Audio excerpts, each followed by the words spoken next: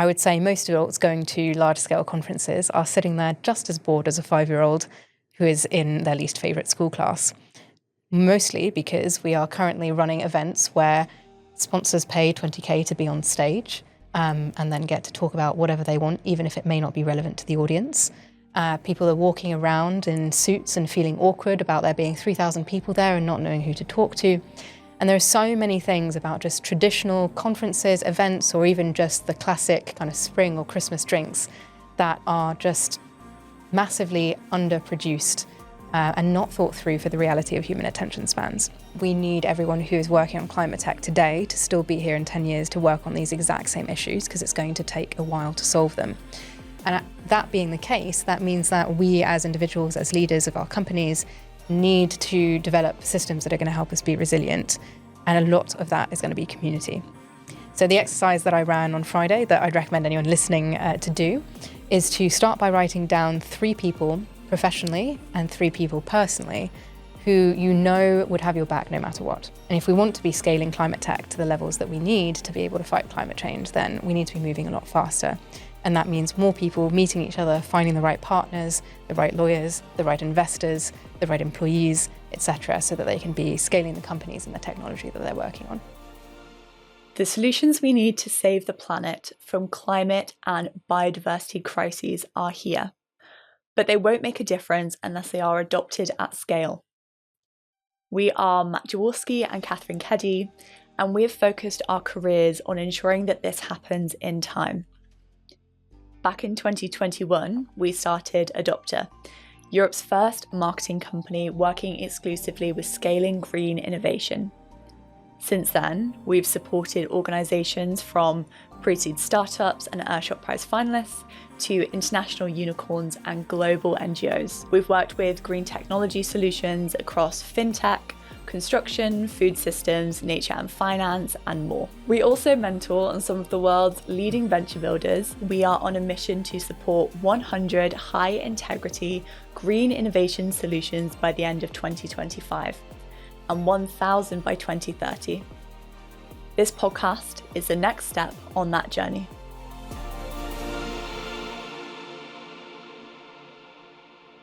Hello and welcome back to the latest episode of Scaling Green Tech. Today we have a very exciting guest for you. It's Juliette, the founder of Climate Connection. Climate Connection is an events platform and a community. They bring together the whole spectrum of people within early stage climate tech community. And they host events, for example, Climate Tech Time, which is the biggest monthly meeting of climate tech professionals in the UK. Before starting Climate Connection in 2021, Juliette became very experienced working with startups across the US, particularly those technical and deep tech startups, helping them with public speaking and communications. She's also a public advocate for founder mental health and well-being, so there's a lot of great stuff for us to get into today. Thank you so much for joining us today. It's amazing to have you on Scaling Green Tech. So the first question that we always start with, just to get people back to basics, and you are a professional communicator, so I have no doubt that this is going to be very easy for people to understand. Please explain Climate Connection to a 5-year-old. Okay, well, if I was talking to a 5-year-old, I would ask a 5-year-old about their favourite classes in school. And presumably, unless that 5-year-old's in the best school in the world, there's going to be at least one class that they're going to say is really, really boring. Well, I would tell that 5-year-old that I'm the kind of person who comes into that class and teaches the teacher how to make it more interesting. So how can you be asking your students more questions and getting that 5-year-old to talk to his 5-year-old friend in order to think things through or have some fun and go play some games? That's effectively what we do for adults in the context of events. I would say most adults going to large-scale conferences are sitting there just as bored as a 5-year-old who is in their least favourite school class. Mostly because we are currently running events where sponsors pay 20k to be on stage and then get to talk about whatever they want, even if it may not be relevant to the audience. People are walking around in suits and feeling awkward about there being 3,000 people there and not knowing who to talk to. And there are so many things about just traditional conferences, events, or even just the classic kind of spring or Christmas drinks that are just massively underproduced and not thought through for the reality of human attention spans. So that's what we do. We come in and we help people who want to run events to run them in ways that are much more interesting, much more interactive, keeping speeches short, making people talk to their neighbours, deliberately helping them to connect with people across the room that they've never met before, so that people are enjoying themselves throughout the entire process, but also getting a heck of a lot more out of it. Because ultimately, my take is, if you're at an event, it's usually to meet people. If you just wanted to learn, you probably could have YouTubed the same thing and stayed at home on your sofa. Yeah. And having attended many of your events, I'd say for me, the most notable difference is that they're very welcoming. So it's very easy to come as a first-time person. It's very easy to make new connections. It's very easy to learn. And it doesn't have that kind of suited, closed-door feeling that many conferences do. So I, very much have experienced that. So what makes your events different? I would say what makes our events different is, first of all, we always design with the audience in mind. So it's not about what the sponsors want. It's not about what we at Climate Connection want. It's about who is going to be in the room and how can we make an event that's going to be really exciting for them. That's part one.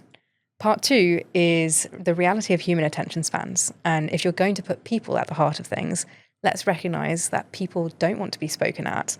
They want to be able to interact. They want to be able to create. They want to be able to talk to each other. And so how can we facilitate that? How can we keep speeches short and educational, to the point? How can we be then inviting people to discuss the content of those speeches, getting them to mix with each other, meeting the right people over the course of the evening? And then part three is actually really a question of iteration and feedback, and recognizing that if you want to be running something that's really good, you need to understand where its flaws are. So we do a lot of data collection as we run these events, both in the form of feedback surveys and in the terms of what we're actually observing as an event unfolds. And that's what enables us to really refine our craft, is think about, okay, we noticed that wasn't quite as smooth as we wanted. Let's do that again. We're getting some feedback in these results saying, hey, this speaker or this way that this ran could have been a little bit different. And so we take that and we iterate on it and we tweak that so that the ROI of the event is just always increasing. So that's a big part of what we do. Yeah, I think the iterative feedback is really clear. And I mean, even we've run expert sessions in the past as a marketing partner. We've got feedback in the moment from people, but also we have people from your team sending us feedback that they got, giving us a score, telling what people enjoyed, for example, and it also allows us to do that too. So I think the growth mindset behind it is notable, and I think different to how most people run this type of event. Tell us more about what led you to starting Climate Connection. Was it that frustration with boring events, or is there kind of something larger that drove you to found the company? I think definitely the recognition that a lot of events are not well tailored to human attention spans and what people actually want and need was a component of it. Another component of it was a recognition of what the ecosystem actually needed at the time. So when I started Climate Connection, it was post-COVID. There wasn't really anything going on in a major way within the climate tech world. And it was very disconnected. So having just moved back from the United States to the UK, that was one of the biggest differences that I noticed between the two countries, as it felt like we were so much more siloed in the UK. And also we were moving so much more slowly, comparatively speaking, to our colleagues in the US. And if we want to be scaling climate tech to the levels that we need to be able to fight climate change, then we need to be moving a lot faster. And that means more people meeting each other, finding the right partners, the right lawyers, the right investors, the right employees, etc., so that they can be scaling the companies and the technology that they're working on. I know you say Climate Tech Time, for example, which is the monthly event at the Conduit. People there have met co-founders, investors, like you say, employees, like key partners. It's a real mixing pot of people. And I think with the mutual goal of moving forward the technologies that we need to have a resilient future and one that's adapted to climate change. So no, I think what you've done is very powerful in a space, and especially a city, I think, which has quite a specific formula for events. But you mentioned your background working in the US. Where did you start at the beginning of your career, and how did you end up here? Yeah, so I started my career actually before the United States, working for the United Nations, and very much in the world of diplomacy and how can we helping people across cultures or different political views to communicate and work together on goals that matter. But I was very frustrated with the system in the sense of it being quite a large, slow, bureaucratic organisation. And that was kind of what pushed me to leave the diplomatic context and look for somewhere that was equally impact focused, but moving at the speed of the private sector. Luckily enough, I was doing a master's program at the time in Boston, and I stumbled across this amazing organisation called Greentown Labs. Greentown is the US's largest climate tech incubator. At different points in time, they've had 100 plus companies all under one roof working on incredible things like new approaches to geothermal or alternative shapes for wind turbine blades or ways of producing chemicals that are much more sustainable, etc. A lot of really interesting hard tech stuff. And it was finding that community that really helped me effectively find my home professionally, because it was so clear to me that these innovators are working on things that really matter, but also that a lot of what's going to help them get to where they need to be is going to be better networking and also better communication, being able to tell their stories in ways that can be understood by others who don't necessarily have a PhD, that are going to enable them to find the right partners and the right supporters as they continue their growth mission. What did you find in comparison to UK startups? Like, what are the differences between the startups that you're working with there and the startups that you come across now? I would say it's not so much about perhaps the startups, but all the ingredients that go into helping those startups get to where they are. So I think there's a cultural component where entrepreneurship is more, it's almost a cultural norm in the United States, right?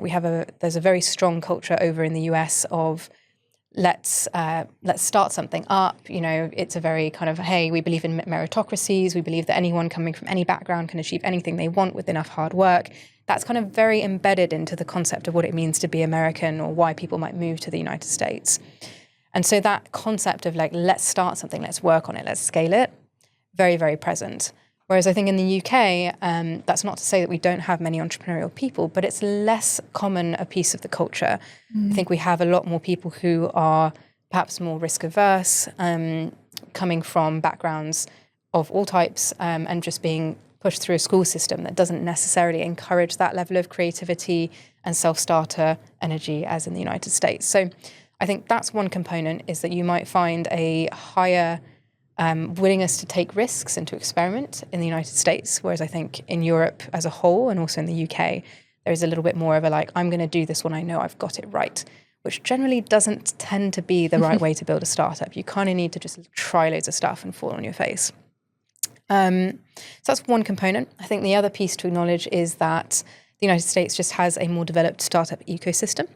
So there's more resources, there's more programs, accelerators, incubators, there's a heck of a lot more government money, or at least there was back when I was there. Now that might be debatable. So that's an opportunity that the UK can jump into.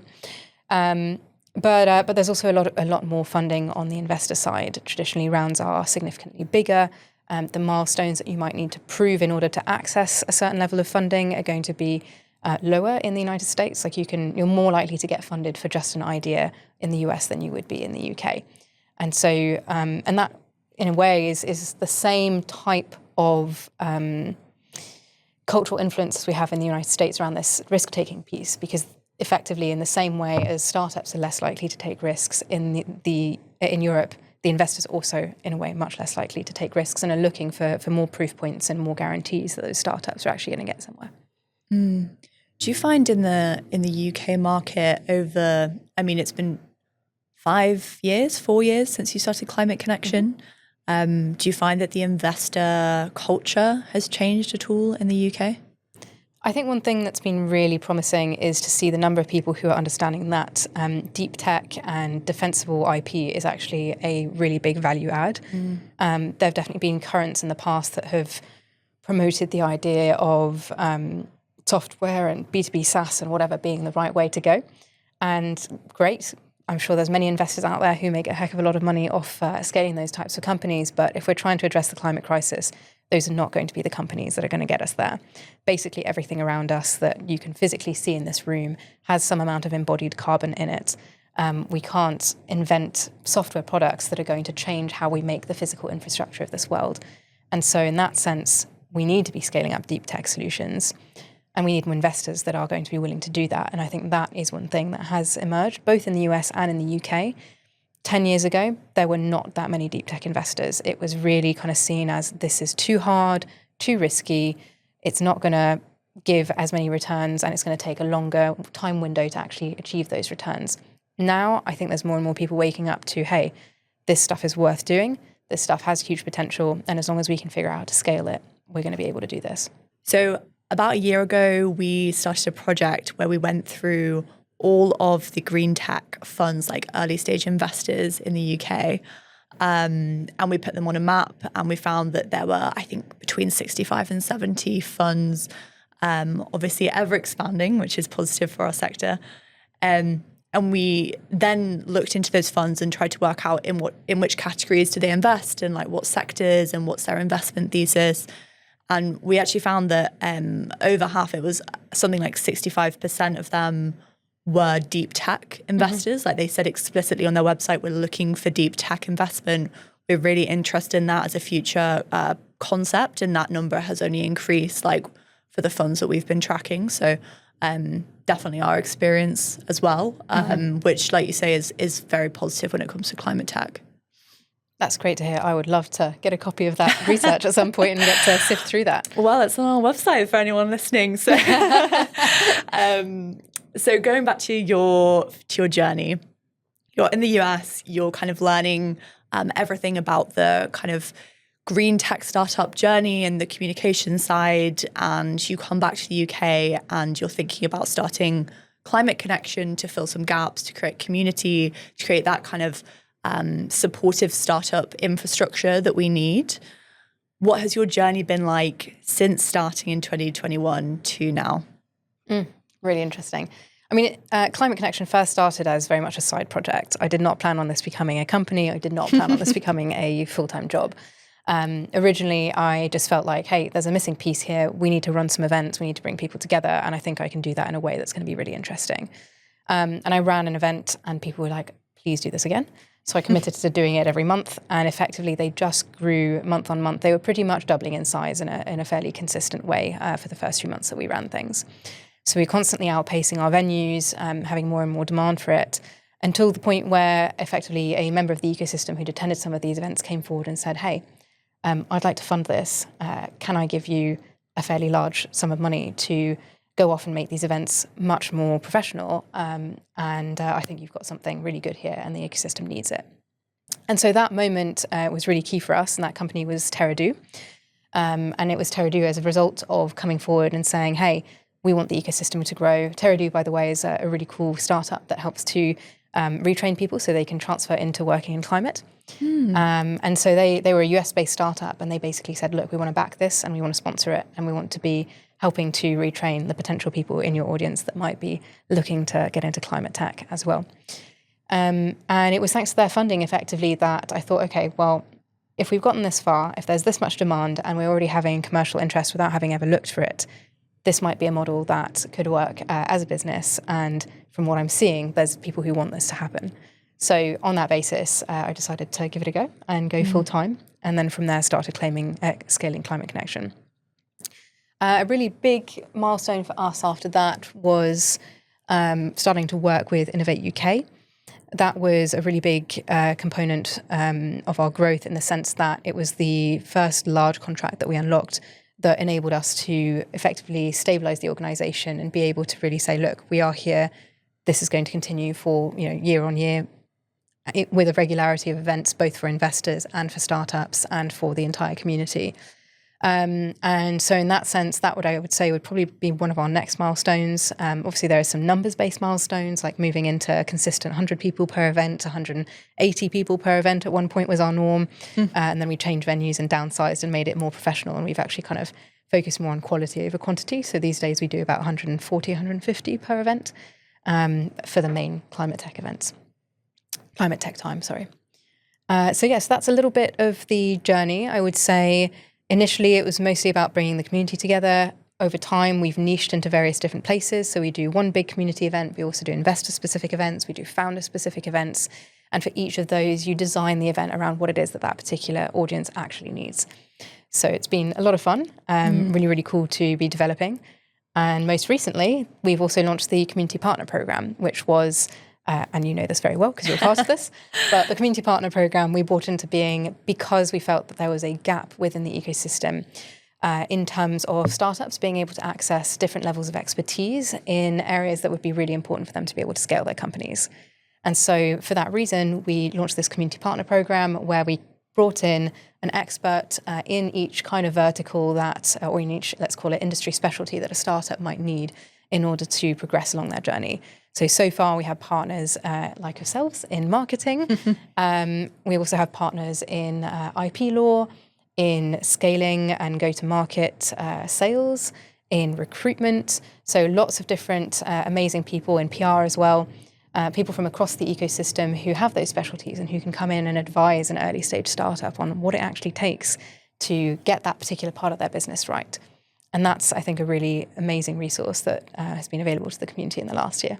Yeah, it's definitely a value add. And I mean, a lot of the partners that you have on this program are also, it would be so difficult to get free advice. Like the standard of advice is really high. So I think it shows how you're constantly trying to find ways to better serve your community. And it's very apparent with the events that you have different sizes, different focuses.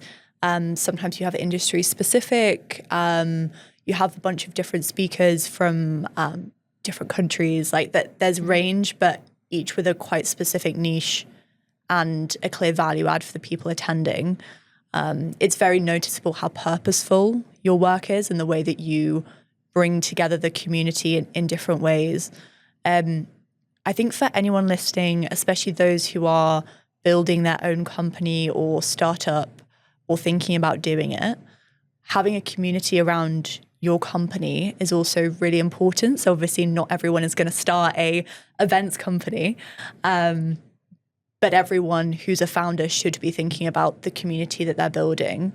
So for those listening, what advice would you give to people when it comes to building a purposeful community around their work? It's a really interesting one. I actually just ran an event last Friday at the Heat, which you might have come across. Yeah. So the Climate Tech Festival happens up in Oxfordshire.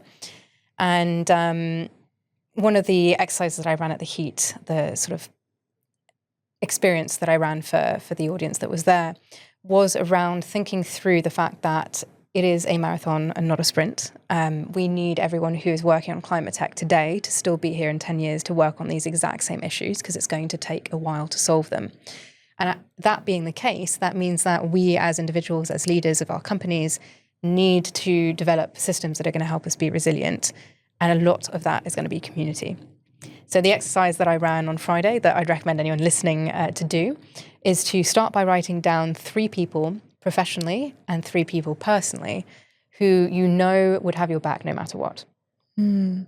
So people that when something really tough is happening in life, and the reality is both professionally and personally, those things are going to happen on the professional level, right? We've already seen recessions come and go, changes in political alignment, both within our government and abroad, which are changing the way that the landscape interacts and the amount of funds available. There's going to be so many different obstacles at a macro level. And then there's also the reality of each of us is likely to, over the course of our career, face things like bereavement, breakups or divorces, personal life tragedies or mental health issues. And all of that is stuff that we need to be prepared for. So who are the people who you can have on your side and who can already have the conversations with in advance saying, look, I'm on this journey. I know this is hard. I know scaling a company as a founder is hard, or I know that working on climate is going to be something I need to be doing for the next 10 years.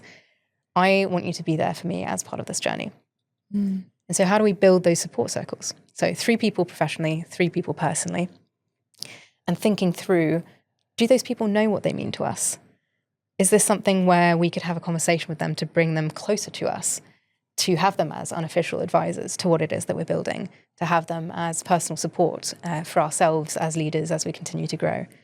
And that, I think, is one way to start thinking about community is before you launch into the broader, okay, like let me build some other thing, Start with your own initial support group. From there, if you're looking at wider community, then come and join something like Climate Connection. And there are others out there as well, depending on the niche that you're looking at. But there are plenty of people who are creating the infrastructure for you to be able to find more people that you can be surrounded with and more resources that you can be helped by. So I love that. I think that's such a tangible way to do it. I'm going to go home and do that because Adopted's about to be 5 years old, and it's given me food for thought, I guess, like looking back and thinking about all the people that have been part of it. There's the immediate thought of community is, our clients, our supporters, the people we've worked with, the partners that we've built, like all of that, which is kind of quite literally the community on which, the company has been supported. But there's also all of the personal connections in my life that have been absolutely invaluable and have got me to this point.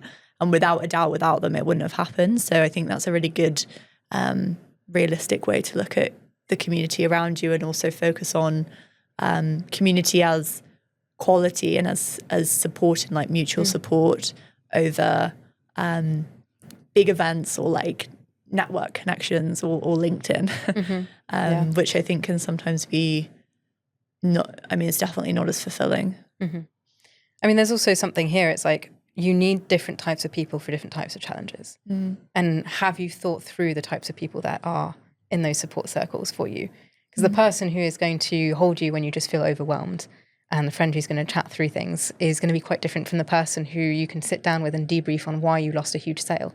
And you need both of those, because you need people who are going to give you the harsh truth on the business front, and the people who are going to pat you on the back and go, hey, you've got this. Like, that was hard, but I believe in you. Tomorrow's going to be better. Yeah, I think sometimes it's useful to have someone else also who's not involved in the day-to-day, who can be like, let's take a step back for a second and realize that actually life is good. Like there are things that you can take away from this. There's things you'll learn. You can move forward, and actually having the big picture is so important. I think particularly it must be hard for you as a solo founder. I know you have a brilliant team that you've been building, but when it comes to your own well-being, how have you approached that, especially at the beginning when you were kind of building alone? The reality is I've had kind of an unofficial advisory board throughout my time building Climate Connection. There's a handful of really amazing friends who have just always had my back. I still to this day find it quite hard to make some of the decisions I have to make by myself. I think there's something really valuable to getting to sit down with someone and going, look, I think this is what I need to do, but I still need to be able to say this out loud and just hear that I'm not totally insane for thinking this. And so, I've been lucky that I've had some very, very close friends who themselves have fantastic careers in things ranging from sales to therapy to entrepreneurship. And their different perspectives have really, really been helpful as I needed to make those decisions, particularly in the early days. It takes a village. It takes a village, yeah. Something that when I think about you and your work, that always comes to mind is how you've been an advocate for mental health for founders. And I think it's so common to see founder burnout, to see co-founders falling out. Like those are, if anything, the most common ways that startups fail, other than running out of money. And I think for those listening who are on that founding journey, what lessons do you have, I guess, from your own experience or from what you've seen that they can take forward to have a healthy and happy journey, not just one that sprints forward and then ends in a burnout? Yeah. One thing that I've seen people use in personal relationships as well as professional relationships is just the concept of a standing check-in on a regular basis. That is not your usual business check-in. It's not, hey, how many times, like what sales have we done? Have we hit our objectives? Have we whatever? It's things like, how are you actually feeling right now? How much have you slept? What is your level of nervousness about these various projects? Is there something left unsaid between you and I as co-founders? Do we feel like if we were working at this pace, we would still be able to work at this pace 3 months from now? Those types of questions are the things that I think people could be building into check-ins with each other in a more consistent way that would help founders to realize very early on when there's tensions that are coming up, or very early on when it is that they're doing things that are unsustainable. And that, I think, could be something that people use much, much more widely. Yeah, I think those honest conversations, like you actually just being real and not just focusing on the deliverables, are so key. Actually, me and Matt, my co-founder, we do sleep check-in every week. Oh, no way. I love that. Yeah. And we decided quite early on that to run an effective business and to make good decisions, you have to be well rested. It's foundational to like cognitive function, to development, to learning. And especially after the first year when we were kind of more established and we were able to confidently sleep at night, I think it became a regular practice. So I definitely agree with that. But there's some good questions in there that I'll definitely pick up on going forward. That. Is there anything else that you guys do? We do, so we each track our habits and then we report back to each other as an accountability partner on our habits for the week. So for example, if I don't exercise, I'm immediately like 30% less happy. Like it's not like a cumulative thing for me. It's like immediately. And when I'm really busy, that tends to start to kind of go down, and my energy goes down and my positivity goes down and my ability to be able to come up with new ideas goes down. It kind of all, so for me, I would put on my list of, or I have on my list of habits, just like a regular exercise. I mean, like walk, go for a swim, go to the gym, whatever. That for me is, I guess, a tripwire, we call it, for how you're feeling. If I suddenly stop exercising, it's like, okay, we've gone quite hard. How are we going to make sure that we balance that this week? Because otherwise it so easily just becomes a habit. And I think when you love what you do and you're really passionate about it, you can just work on it non-stop.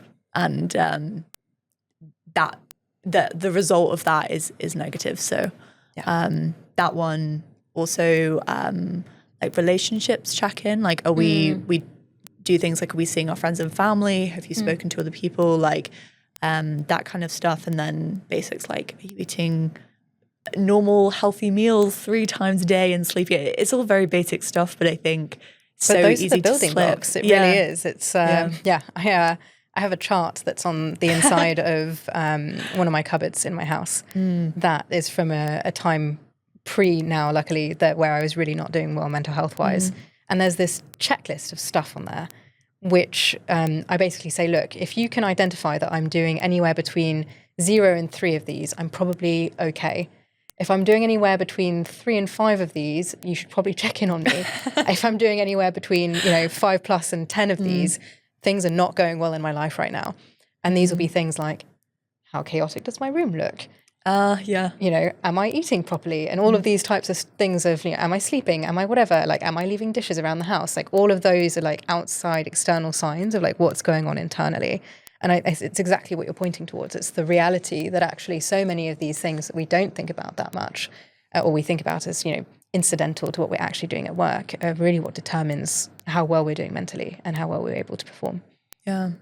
And I think having a realistic view of your health as being the foundation of success for your business, I think is really important.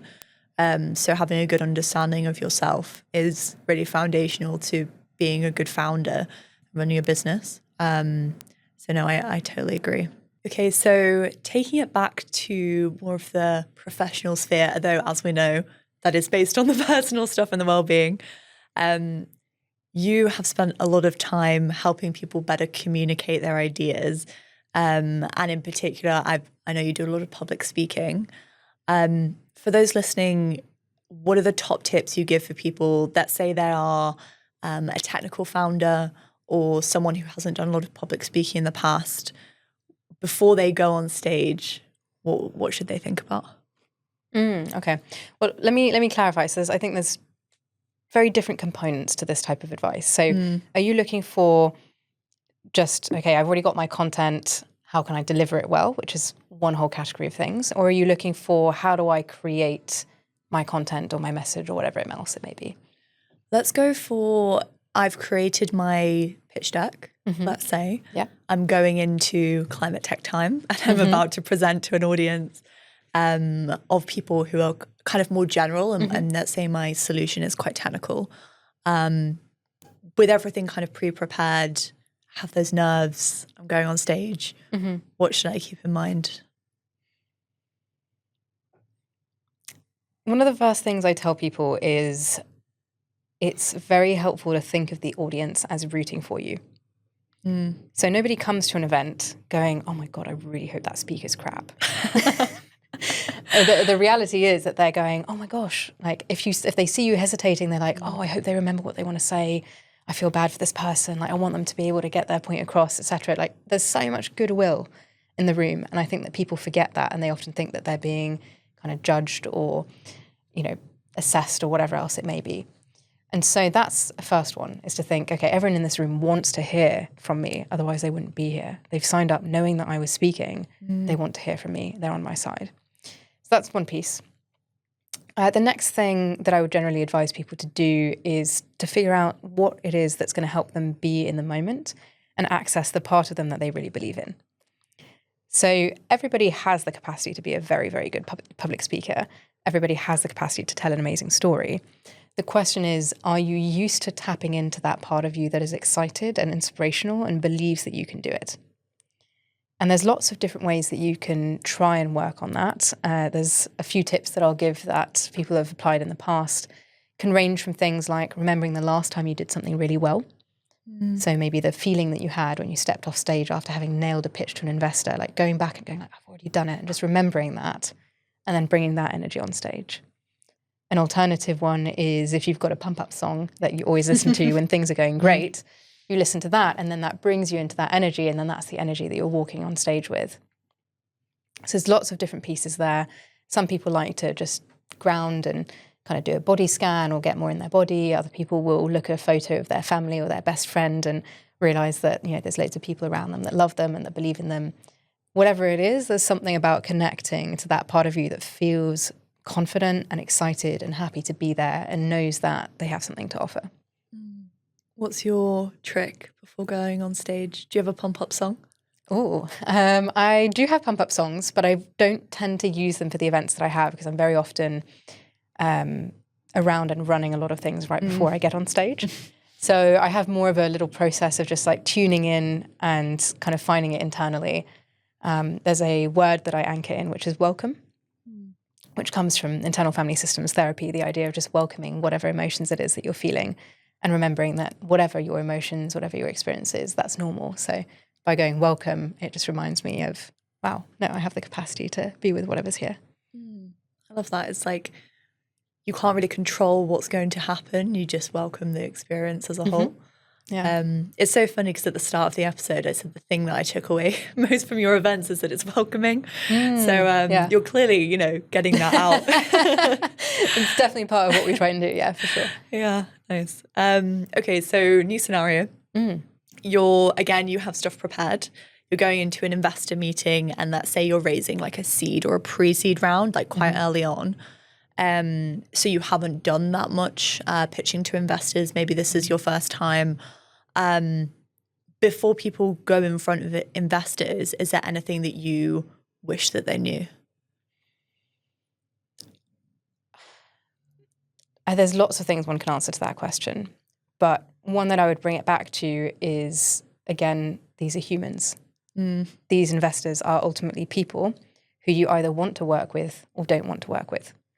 And choosing an investor that you have a good relationship with is way more important than choosing the investor that has the most amount of money. Because that person is going to be with you on that journey for the next 5, possibly 10 years. The amount of time that an investor is with you in some cases exceeds the amount of time that you're married to the person that you're with. And so understanding that, hey, building rapport with this person not only is going to be helpful for you potentially closing that deal, but also is essential for you to understand and assess whether you like the energy that this person's going to be bringing to your company. Because they're putting cash down, but they're also coming with a lot of expectations. They're coming with potentially advice. And if that person is aligned with you and you get along and you can have honest conversations and you can feel that there's that level of mutual trust, that's going to be such a different relationship compared to someone where you've taken the money because it was the best offer on the table, but actually maybe they're not the right kind of person to have on that journey with you. Yeah, that's true. It's a very long-lasting relationship, and I think also a bit of advice that I heard from a founder we work with is considering it kind of like a date where it's like a two-way. So, you're going on a first date and you're thinking, okay, I want to be the best version of myself for this date, maybe you're a little bit nervous going in, but like fundamentally you're also assessing compatibility with the other person more so than anything. And it's not, am I perfect for this person? It's also, is this person perfect for me? Absolutely, yeah. So no, I think that's a good way of putting it, and also means that you don't just panic because it's intimidating and take bad deals, which is also quite common. No, I think that's great advice. So final scenario, say a founder comes to you, they have investor meetings coming up and they want to find a really short, like snappy way to describe what they do. Their work is quite technical and the audience is medium technical, but it definitely needs some kind of a simple summary so that people can access and understand what their work is and the value that they bring. Where should they start with trying to reduce down that story in an accessible way? Got it. So the question is really around how do you effectively communicate a very complex topic? Yeah. Okay. I would always say start with what your goal is. So regardless of how technical you are or how technical your audience is, what are you trying to get out of this particular opportunity? Like, are you here speaking to them because, again, you think there are investors in the room? Are you speaking to them because this is a room of experts and there may be potential recruits for your company? Are you speaking to them because you just want to spread the message about what it is that you're building? Like, what is that end goal? And as a result of that end goal, what is the key message that you want to be putting across? Because there's going to be a pretty big difference between, again, if you're trying to speak to investors, talking about, hey, the future potential of this and how much this is going to be an innovation that's going to impact different markets, et cetera, versus actually I'm here to impress people with my academic knowledge. And so starting from that goal, or starting from the audience, the goal relative to the audience, and then backtracking to, okay, so therefore the main point of my talk should be X. And then from there, you start constructing your talk and you layer in, okay, if I need to make this big point, how can I set that up with the best story? How can I kind of bring in the right amount of detail? Is this detail actually needed or not? Or is it superfluous and can I cut it? So those are some of the ways that I would think about constructing that type of thing. And ultimately, the shorter you can do things, the better. So once you've done draft one, I would go through and I would think about, okay, if my goal is X, is this sentence needed? If my goal is X, is this paragraph needed, etc. And just kind of keep reducing down and down and down until you're really only keeping the stuff that directly supports the narrative that you're trying to create. Could you give us an example with Climate Connection? What's the kind of one-liner that you would say, someone says, tell me about Climate Connection, what do you do? And let's say I'm someone who's interested in sponsoring an event. How would you frame it?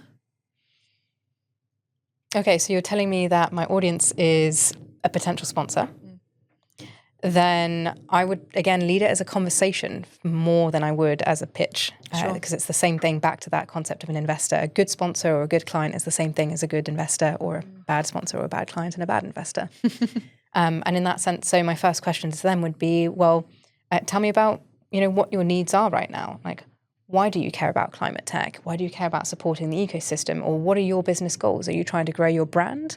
Are you trying to meet new people in the sector? Are you trying to recruit new talent? And once I understand what it is that they're actually trying to do within their own business, then I can start having a conversation with them about, okay, well, does sponsorship even make sense? Because again, I don't want to bring you on board if you're not actually going to be getting what you want out of this, because that will just lead to an unhappy relationship in both directions. And the reality is there's 15 other ways we could probably be working together that might not be that particular first avenue. So asking the questions first, and then from there going, okay, well, here are the ways that we might be able to get to what you want. Yeah, I think it's a really useful framing. We kind of call it like qualifying the intention. So, for example, if we have a conversation with anyone about our work, very, very rarely would I lead with a pitch about what we do. much more curious about like what their goals are and what they're trying to achieve and what they're doing. And then I think it allows you to also communicate about the things that matter to them rather than, which I think is very common with investors, just kind of saying the same cookie cutter thing that you say every single time. And then let's say 10% of it is of interest to the person, but it's taken you until the end to get there. And you've already probably lost the interest of the person. So no, I think that kind of initial qualification is also important because you don't have to just go in and go, this is my elevator pitch, you know? Mm-hmm. Yeah. So no, I think that's very helpful for people. And you can hear throughout this interview, you know, when I ask you a question, you're like, do you mean this or this? Like you're still kind of helping to understand what exactly I'm looking for. So I know it's very meta, but I can also see that happening in our conversation now. So let's take it back to our broader work. So we both work in climate tech. Yeah. And there's a very clear elephant in the room of climate tech at the moment, which you sort of alluded to before. Policy is changing at drastic rates, both for governments across the world and for large corporates, and the kind of policy alignment that it felt like we had in many areas 5 years ago even feels like it's now starting to dissipate. For climate tech companies and founders, how do you think that they can deal with that? What do you see as success stories from the community that you've built, or kind of how are successful founders navigating the headwinds that come with all of these changes? Yeah, I mean, we're in a difficult period where people are questioning whether the word climate tech is the right word. And the reality is that politically it is becoming a less attractive word to be associated with. At the same time, I think we have to tread a delicate balance here, because ultimately climate tech was called climate tech because we are trying to solve the climate crisis. And that problem is not going to go away. We're going to need all the same technologies that we needed, regardless of what the political environment is. So how do we make sure that the technologies that are actually climate tech still get the funding that they deserve, even in an environment in which that funding is less keen to be associated with those words? And I think this comes down to some degree, some creative branding, which you're obviously an expert in yourself. But how do we have a message that appeals to people from across different backgrounds, regardless of their ideological camp? And so keeping the word climate tech, I think, is important at a higher level. But when you're pitching certain investors or certain clients, how can you frame it once again in terms of that person's needs?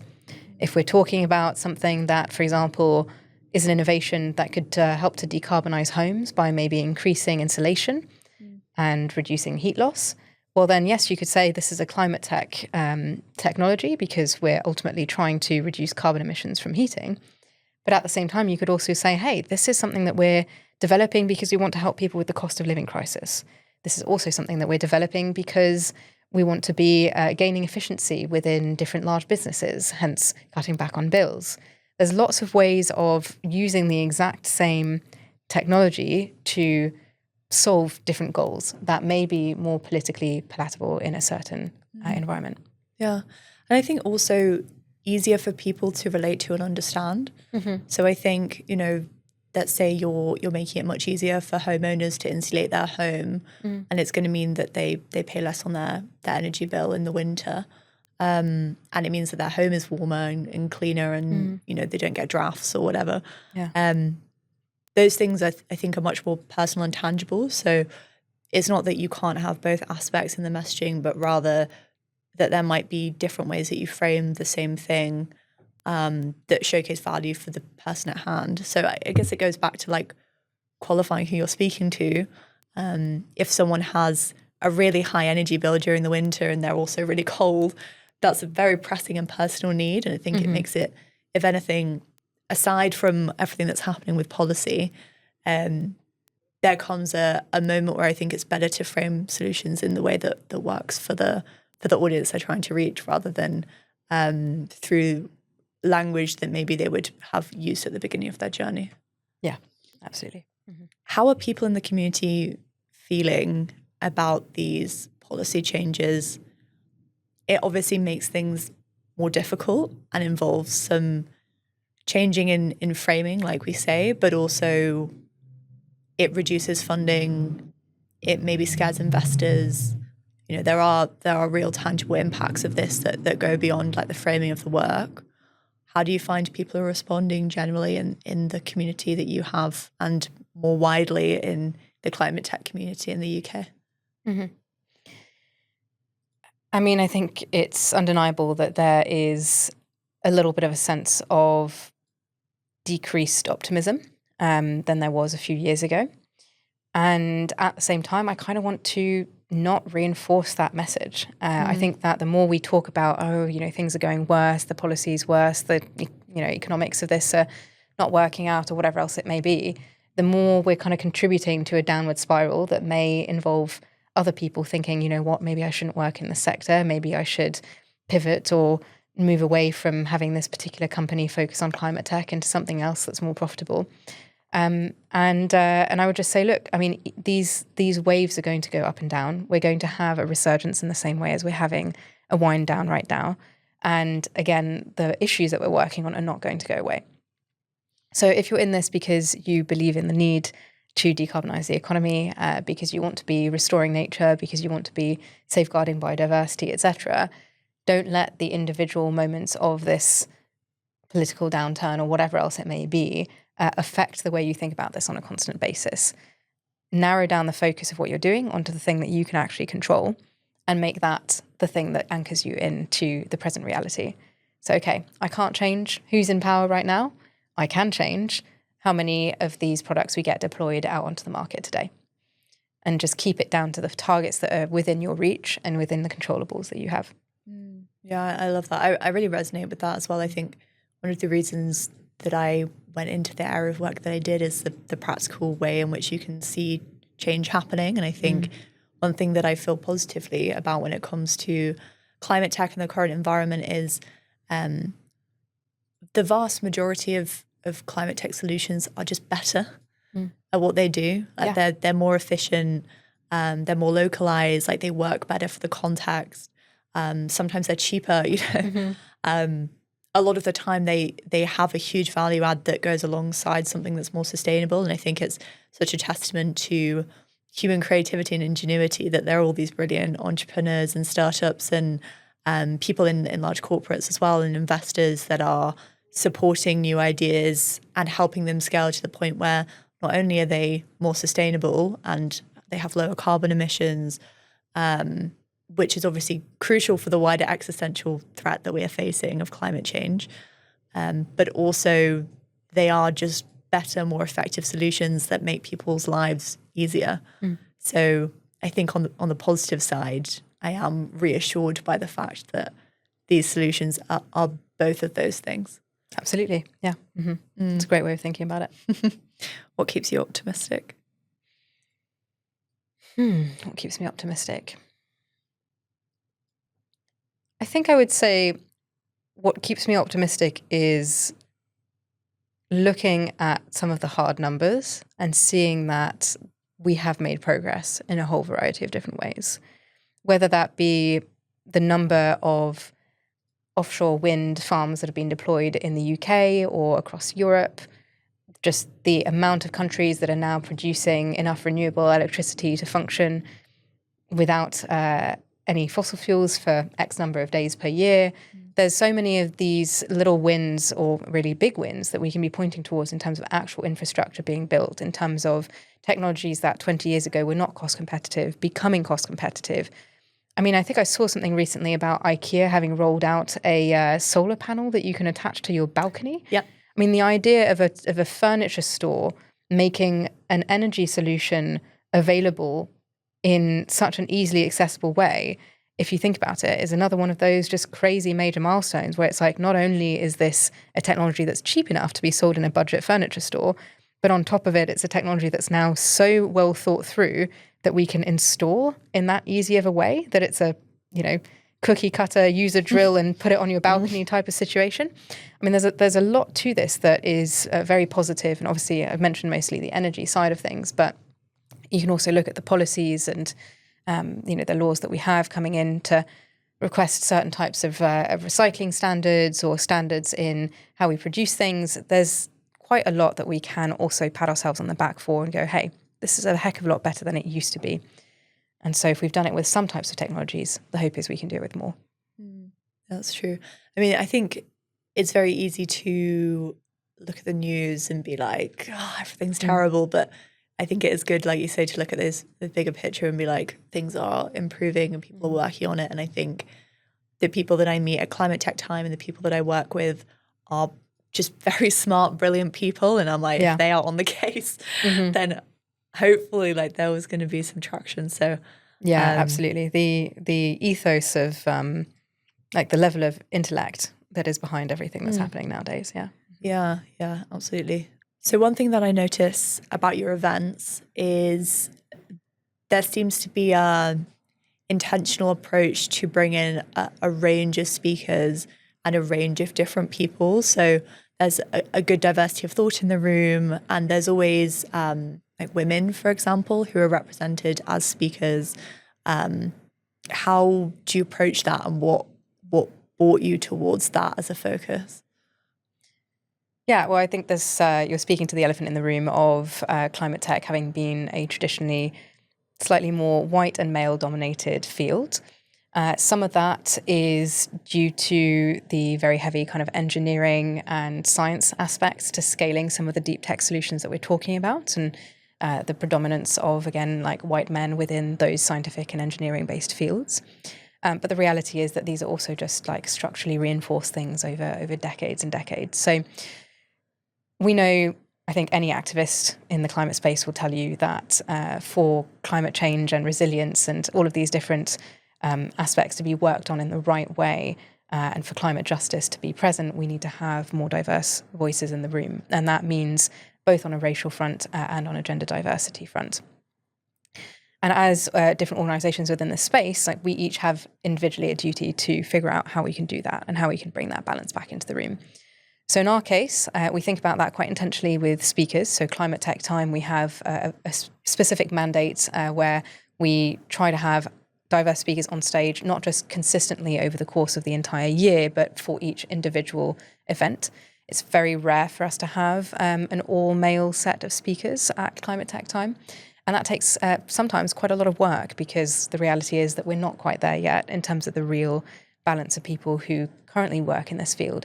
And so you do have to look a little bit harder and build relationships with people from all different sorts of backgrounds to be able to do that. But it's worth doing. It's work that is necessary and that we need to continue doing, both as an organisation as Climate Connection, but also individually within our own organisation. So it may not be for speakers for other people, but it may be in terms of what suppliers are you going with. Do you have a mandate that says, hey, we should be trying to work with clients of different backgrounds. We should be trying to buy our products from different diverse companies, and how can you build that in? Now, perhaps one could say this is at the moment a controversial thing to be saying when the United States is backtracking on a heck of a lot of procurement diversity and gender diversity and, well, really any kind of intentional policy that builds diversity as a consideration into who you're working with. But I think in the UK, we still stand for those values, and I'd like to believe that we're going to continue working on that, not just as a country, but also specifically in this climate tech ecosystem. I mean, the wider context for climate tech is also that a very small amount of VC funding and investment goes into, let's say, female founders. What do you think that we can do, I guess, as a climate tech community to better support fundraising for female founders and their ability to be able to access the capital that they need to scale new solutions? I'd say there's some really great people working on these different topics at the moment.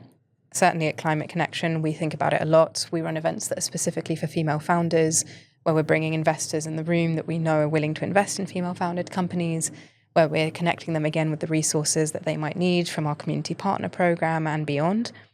But there are also other organizations out there working on this. So I would point you towards The Table as a really great VC fund that's been looking into this and that's running different projects. Carmel Raffaeli is really fantastic in the work that she does, supporting female founders also on an individual basis.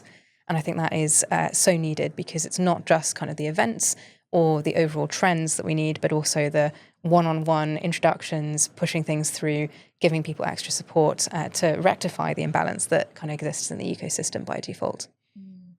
Yeah, I mean, another one that immediately comes to mind for me is Ada Ventures. Yeah. They have a very, I mean, their thesis is, to summarize, there's a huge opportunity of talent that's been missed.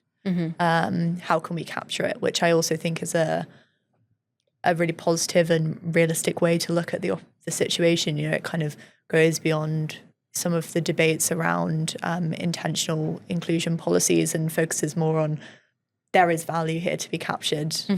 Why would you not capture it? You know, it's kind of a logical argument in that respect. So looking broadly at the community that you've built, is there anything that we, and by we I mean climate tech professionals, can be doing better to support each other, to create that positive change?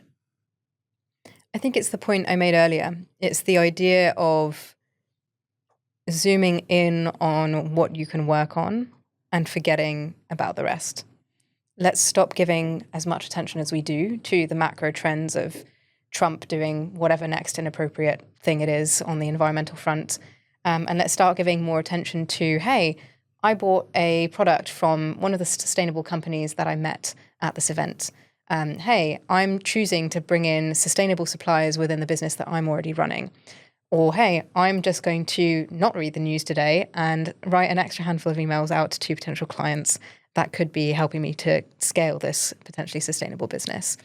And I think bringing it back down to actions that we can control, to people that we know are trustworthy and are working on great projects, that's, I think, what we could be doing more of, is let's stop getting too stuck on those big overarching trends and let's focus on what we have right in front of us. Like personal wins. Personal wins, again, supporting businesses that you believe in, buying from the right types of suppliers, continuing to green our own internal supply chains. Yeah, into community support in that sense. I love that. And Climate Tech Time and generally the events you have are a good platform for that to happen, I think. Okay, as we come to the end, I would love to know if you have any specific asks for the people listening, anything that you want to flag that's coming up that people might want to get involved with. Yeah, we always have ongoing events. So Climate Tech Time, for anyone who's listening who hasn't yet been, is the UK's biggest event for climate tech every month. We get about 150 people coming together, and they range from startup founders to startup employees to investors to large corporations, SMEs, people who are helping climate tech startups to scale. It's a really, really fascinating and interesting crowd, and the kind of level of expertise in the room, but also the different verticals that are covered is just really, really cool to see. You'll have people from an energy background, from a food background, from a construction background, all in the same room. And that creates such an interesting diversity of thought with the way that we approach these events and the interactions that happen. So I say, yeah, come to Climate Tech Time. If you're a founder, you should check out the Founders Connect series. That's one that we run in collaboration with Persemino and British Land. British Land are building some really amazing campuses in Canada Water, but also central London with access to lab spaces and all sorts of different support that can be really helpful for startups that are trying to find a place to scale, particularly on the deep tech end of things. And yeah, with Founders Connect, we've basically been creating an event that is just about the founders, where everything that is at that event is oriented towards helping them to scale and grow, not having any investors in the room, not having any job seekers in the room, enabling a type of honest conversation that you often don't get access to, while at the same time making a lot of resources such as those free office hours available beforehand. So lots to do on that front. And then the last thing I would just say is one of the cool and exciting things that we've done recently is we've launched Connection Studio. So Connection Studio is a branch of Climate Connection, where we're bringing all of the experience design and events design expertise that we've developed over the last 3 years of running Climate Connection, and we're making that available to clients in climate, but also beyond. So if you're looking at how can I be creating really impactful events that maybe bring in more customers or reinforce my existing customer base, or how can I be growing my brand within a sector, whether that's climate or beyond, in a way that's actually interesting and sustainable and going to create community over time, then we are now basically open for business on that front. So we're working in a consulting capacity and in a partnership capacity with people who want to run white label events that aren't necessarily represented under the Climate Connection brand, and can really kind of re-up their strategy and help them to achieve their goals in that way. Good stuff. Okay, so watch this space.